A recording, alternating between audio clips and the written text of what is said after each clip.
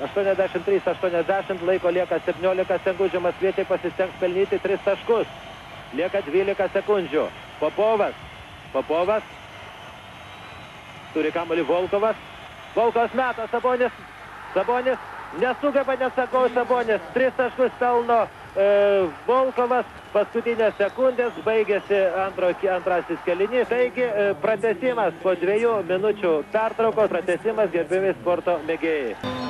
Sabonis, Volkovas ir suklydo Volkovas, Chomičius pagavo kamuolį, guli ant grindų, stengiasi atiduoti kamuolį ir ne, bus ginčas. Sabonis nusprendžia mesti iš toliau, nėra.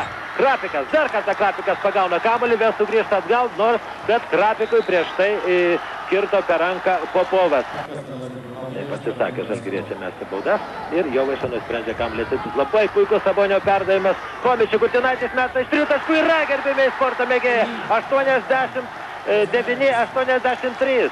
89-83. 1 minutė 35 sekundė конца дополнительного времени. 26 sekundės. Minutės pertraukėlės dar paprašo Žalgirio komandos treneris Vladas Garastas.